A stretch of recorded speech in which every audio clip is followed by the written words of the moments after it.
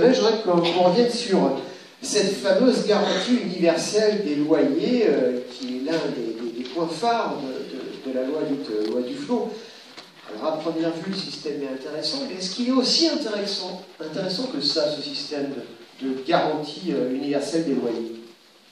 Ce que l'on sait, c'est que, je crois que tout le monde dans la salle pourra le dire, il faut rassurer le marché, en tout cas le marché locatif, a besoin d'un côté de propriétaires qui aient confiance dans leurs locataires, et les locataires ont besoin de trouver des logements. Donc, la problématique de la garantie n'est pas nouvelle, elle existe.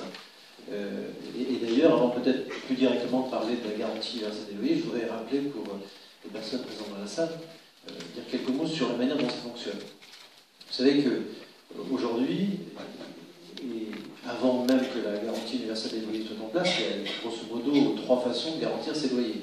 Première chose, c'est ne rien faire.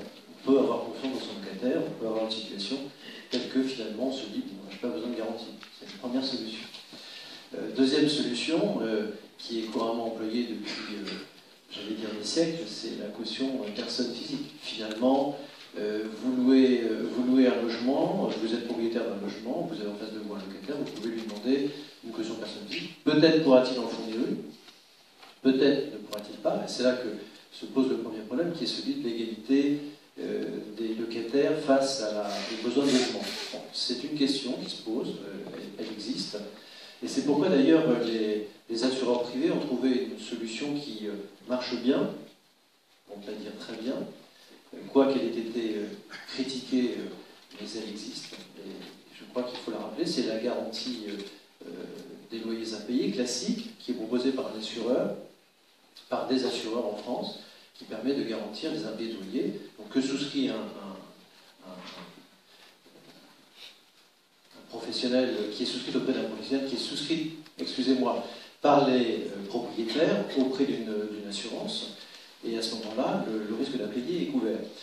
Ça fonctionne bien et on s'était donné, lorsque le principe de garantie des loyers impayés, la garantie universelle des loyers était proposée, qu'on ait oublié ça et que ça fonctionne bien. Quel est l'intérêt d'une garantie des loyers impayés? Grosso modo, elle concerne un le propriétaire, crée de la confiance, je le disais, elle est essentielle. Plusieurs intervenants tout à l'heure m'ont dit, s'il n'y a pas de confiance sur un marché, ça ne fonctionne pas, donc la confiance est indispensable. Pour le locataire, elle est finalement, elle peut parfois permettre de compenser une solvabilité qui est insuffisante, elle facilite l'accès au logement, et donc c'est très bien. Donc on peut se dire, il existe le système de caution, il existe la garantie des loyers impayés qui est proposée par l'assureur, tout va bien. Je le disais, tout le monde n'est pas égal devant les problématiques de logement, et la garantie universelle des loyers est venue à un moment dire, puisqu'il y a un certain nombre de locataires qui ne peuvent pas trouver de caution personne physique, alors on a une solution universelle, et c'est là que commence le problème, c'est que finalement on considère que tous les problèmes ont une forme de clou, donc il faut un marteau. Pas de chance, de temps en temps, on tombe sur des vis, et ça ne marche pas. Donc la garantie universelle des loyers universelle ne peut pas fonctionner.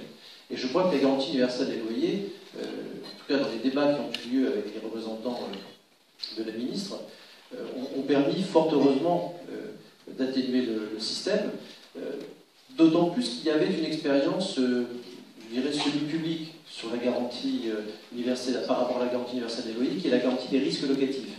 On avait commencé avec M. Borloo, puis ça a été confirmé par Mme Boutin, puis ça a été consacré par M. Apparu, cette garantie des risques locatifs. Alors il y a une première version qui était catastrophique, c'est-à-dire que l'État, ou en tout cas les représentants de l'État géraient tout, on est allé au fiasco, les propriétaires n'étaient plus payés, enfin, c'était une horreur, donc il a fallu en sortir, et on a inventé la garantie des risques locatifs 2. Et la garantie des risques locatifs 2 était confiée en gestion aux assureurs.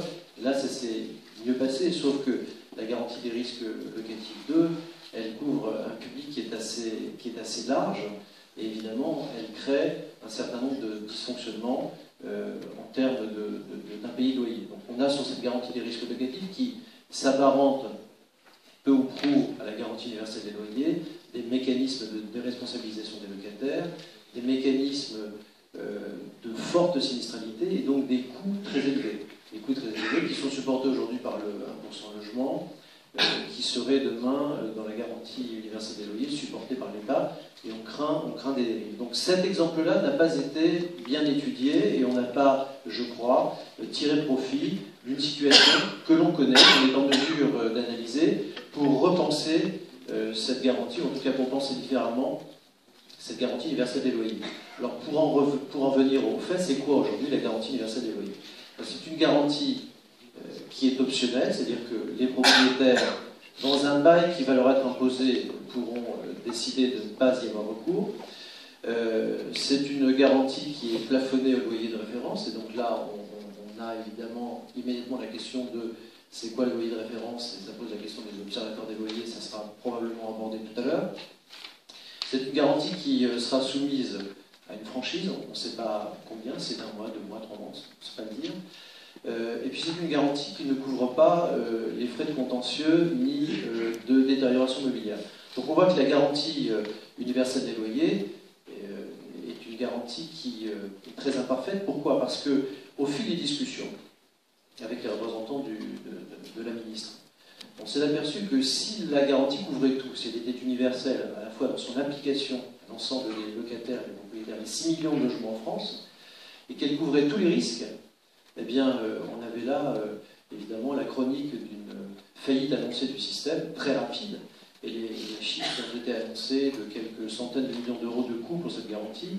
Nous pouvions dire que nous allions dépasser très vraisemblablement le milliard et demi, voire davantage, au fil du temps, au fil du plein, au fil de la montée en charge, ça aurait été assez dramatique. Donc, fort heureusement, la ministre et aussi les parlementaires nous ont entendus sur ces aspects-là, qui fait que la garantie universelle des loyers aujourd'hui est une garantie qui devra, pour être complète, faire appel à des assureurs qui compléteront ou non selon le modèle économique. Parce que vous comprenez que couvrir des risques tels que le contentieux locatif, couvrir des risques tels que les détériorations mobilières, ça nécessite en face de ce risque une cotisation, c'est bien normal, il y a un risque, il y a donc une cotisation. Et forcément, le modèle économique est un petit peu compliqué, puisque d'un côté, on a les loyers impayés qui sont garantis gratuitement, entre guillemets, en tout cas par le budget d'État, par l'État, et puis de l'autre côté, on aurait des garanties qui seraient souscrites à la demande par les propriétaires pour couvrir ce risque que ne couvrirait pas la garantie universelle des loyers. Donc on a là un problème.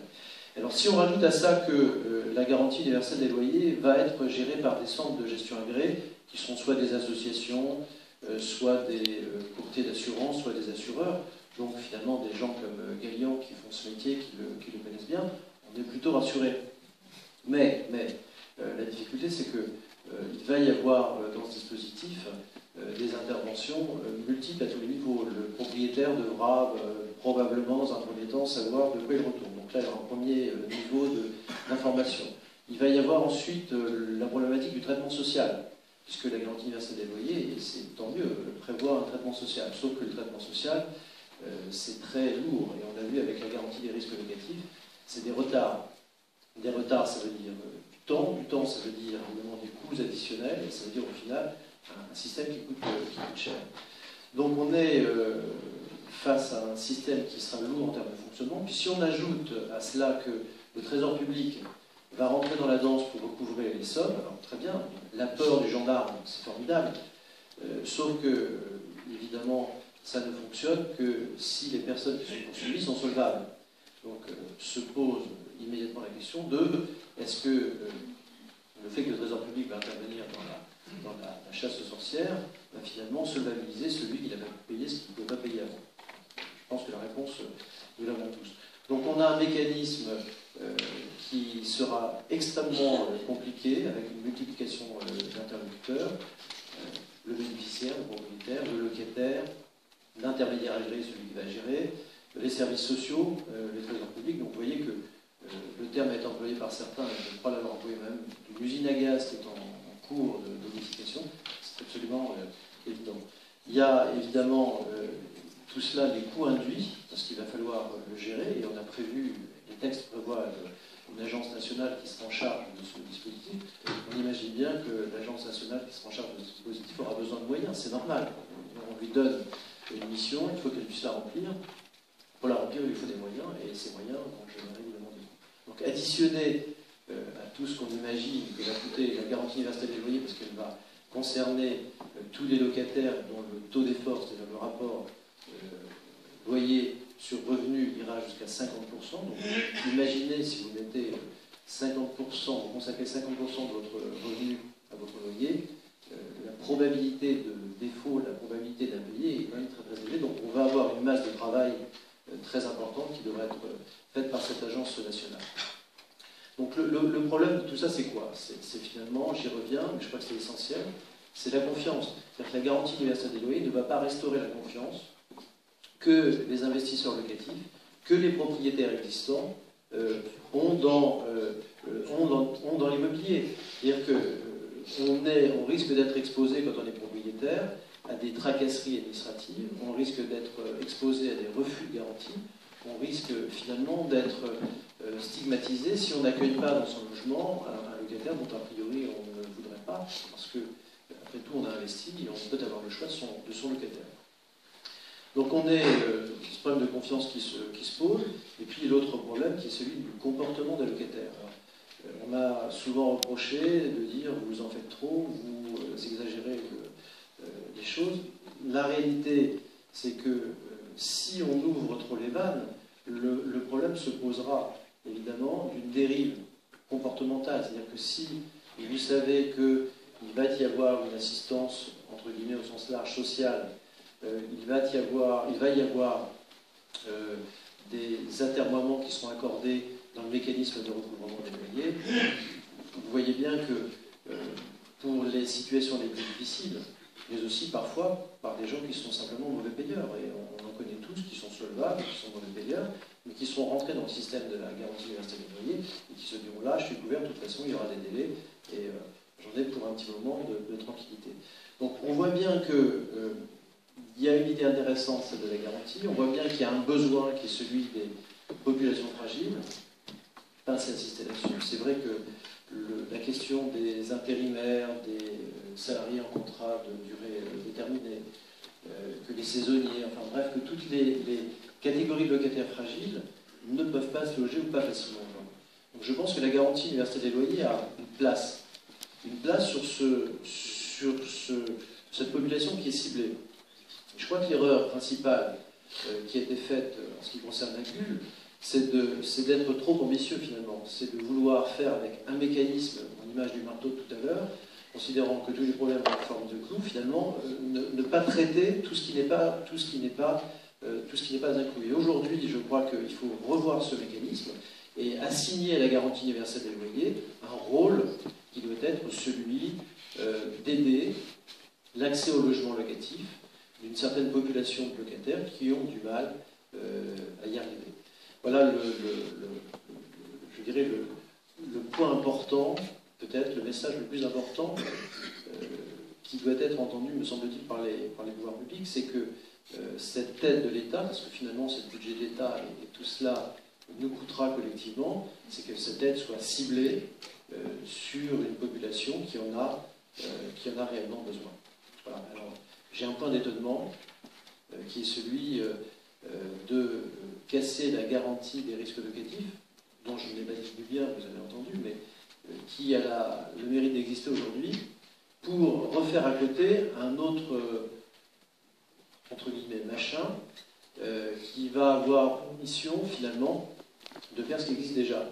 Est-ce que c'est bien, dans la situation actuelle, raisonnable, de ne pas finalement capitaliser sur ce qui existe, avec évidemment des modifications, des ajustements. On sait bien que si les mécanismes sont différents, il faudra modifier un certain nombre de choses, mais quand même, aujourd'hui, il y a un mécanisme qui existe, qui fonctionne tant bien que mal, dont il faut probablement recadrer le fonctionnement, et en tout cas, par rapport à une bulle qui serait repensée, plus ciblée, il y a probablement là déjà un outil qui fonctionne, et on nous dit qu'il va falloir tout refaire. C'est raisonnable. Alors, merci Alain Lemay. Michel Piron, vous en tant qu'élu local, si vous deviez noter cette partie sur la garantie universelle des loyers, si vous étiez, imaginons enseignant en ce moment, cette saison avec le bac, vous mettriez quoi comme appréciation? Bien mais peut mieux faire, copie à revoir? Écoutez, après avoir entendu la plaidoirie très convaincante et enthousiaste que vous avez fait à l'égard de la GUL, si vous voulez, je vais quand même me permettre peut-être quelques nuances. Mais en général, d'ailleurs, je mettrais même quelques nuances sur les conséquences dites de la loi Duflot. Je crois que la loi Duflot, si vous me permettez de remettre ça dans un cadre plus général, la loi Duflot est